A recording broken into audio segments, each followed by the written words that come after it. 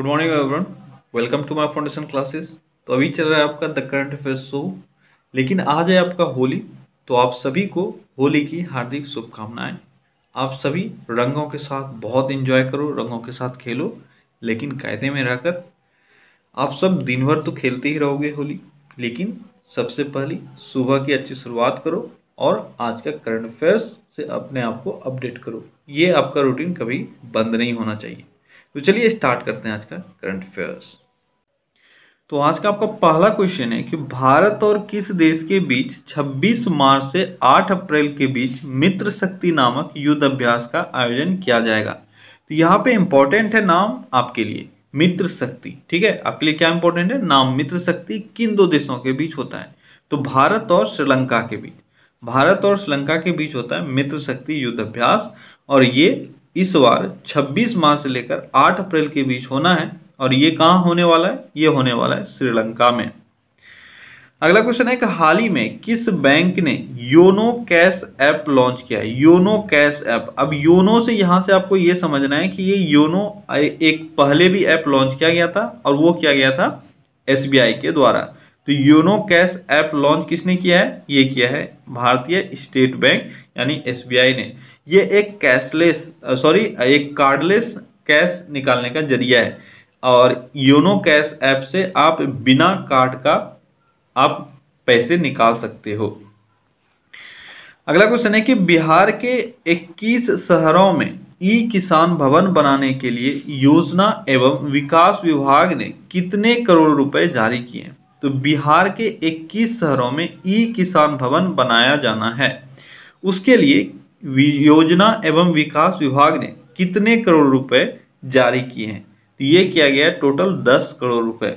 10 करोड़ रुपए से बिहार के 21 शहरों में ई किसान भवन का निर्माण किया जाना है। अगला क्वेश्चन है कि राष्ट्रपति रामनाथ कोविंद ने जम्मू कश्मीर के इरफान रमजान शेख को, इरफान रमजान शेख नाम है, इरफान रमजान शेख को 19 मार्च 2019 को किस पुरस्कार से सम्मानित किया? किसने किया? हमारे राष्ट्रपति रामनाथ कोविंद ने। कौन से पुरस्कार से? तो यह है शौर्य चक्र से। शौर्य चक्र से राष्ट्रपति रामनाथ कोविंद ने जम्मू कश्मीर के इरफान रमजान शेख को 19 मार्च को सम्मानित किया। अगला क्वेश्चन है किस देश के राष्ट्रपति नूर सुल्तान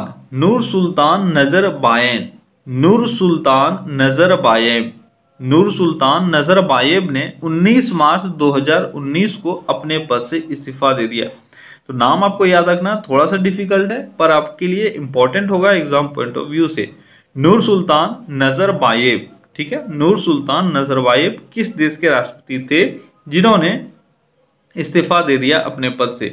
तो ये थे कजाकिस्तान के राष्ट्रपति। कजाकिस्तान के राष्ट्रपति नूर सुल्तान नजरबायेव ने 19 मार्च 2019 को अपने पद से इस्तीफा दे दिया, और पिछले 30 वर्षों से ये शासन में बने हुए थे।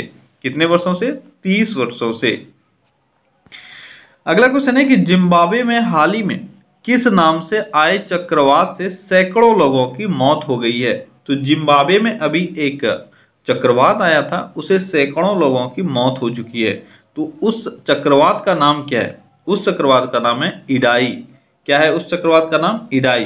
तो उष्णकटिबंधीय चक्रवात इडाई के कारण जिम्बाब्वे में 100 से अधिक लोगों की मौत हो गई है, और यह संख्या अभी बढ़कर, शुरुआत में आई थी 100, लेकिन अभी बढ़कर 300 पहुंच सकती है, ऐसा अंदाजा लगाया गया है। अगला क्वेश्चन है इकोनॉमिस्ट इंटेलिजेंस यूनिट के 2019 के ग्लोबल कॉस्ट ऑफ लिविंग सर्वेक्षण के मुताबिक निम्नलिखित में से कौन सा शहर रहने के लिहाज से विश्व में सबसे महंगा शहर है? किसने ये रिपोर्ट जारी किया है? इकोनॉमिस्ट इंटेलिजेंस यूनिट ने। इकोनॉमिस्ट इंटेलिजेंस यूनिट ने एक रिपोर्ट जारी किया है, ग्लोबल कॉस्ट ऑफ लिविंग सर्वेक्षण। ठीक है, ग्लोबल कॉस्ट ऑफ लिविंग यानी वर्ल्ड में कॉस्ट ऑफ लिविंग यानी रहने के लिए जो खर्च करना पड़ता है, उसके मद्देनजर रखते हुए एक रिपोर्ट जारी किया गया है, और इसमें बताया गया है कि वर्ल्ड में सबसे महंगा शहर रहने को कौन सा हो सकता है? ये हो सकता है पेरिस।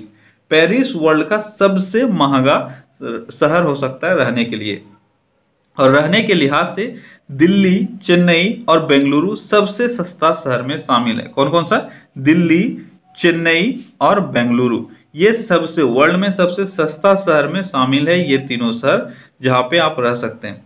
इकोनॉमिस्ट इंटेलिजेंस यूनिट के 2019 के विश्वव्यापी एक रिपोर्ट में ये कहा गया कि सबसे महंगा शहर पेरिस और उसके बाद सिंगापुर और इसके बाद हांगकांग। तो आपको नाम याद रखना है, पेरिस, इसके बाद सिंगापुर और इसके बाद हांगकांग, ये तीन सबसे महंगे शहर हैं। अगला क्वेश्चन है कि जीएसटी परिषद की 34वीं बैठक में किफायती मकानों पर कितने प्रतिशत जीएसटी लगाए जाने का अनुमोदन किया गया है।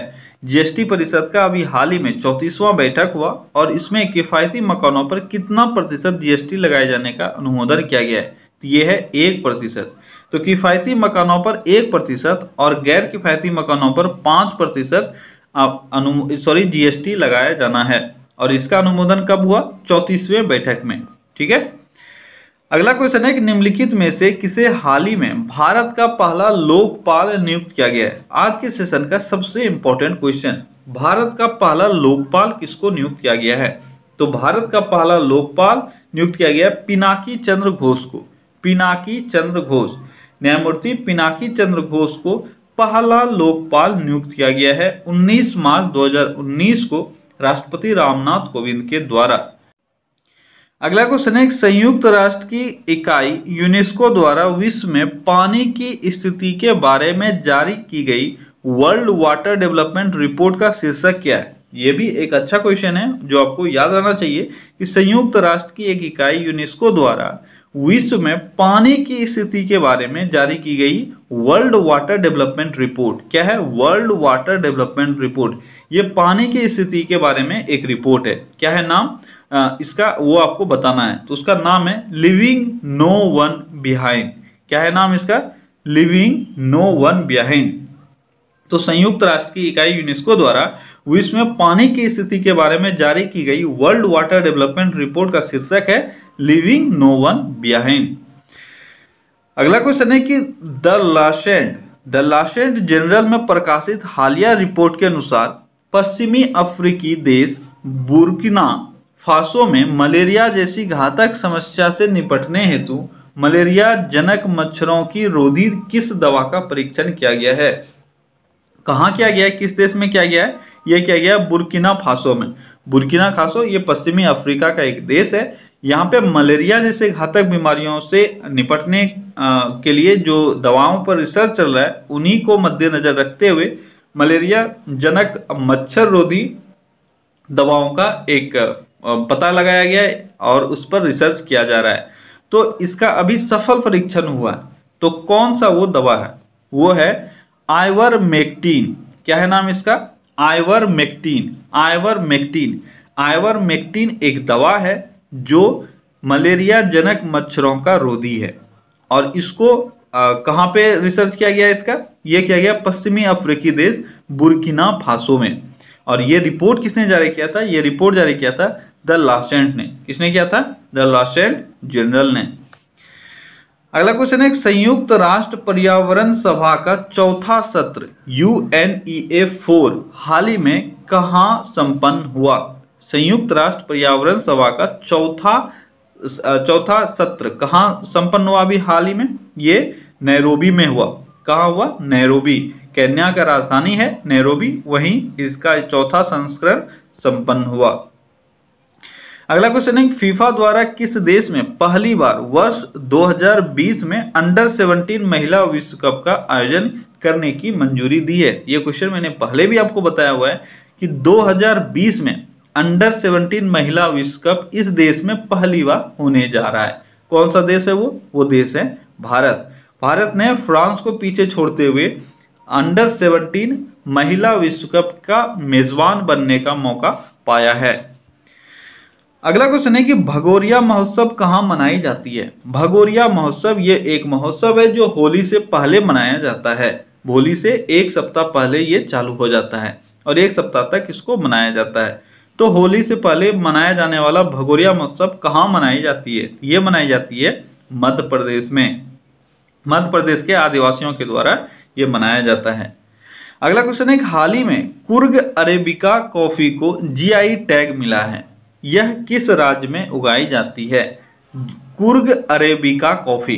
कुर्ग अरेबिका कॉफी को जीआई टैग मिला है किस राज्य का? यह है कर्नाटक का।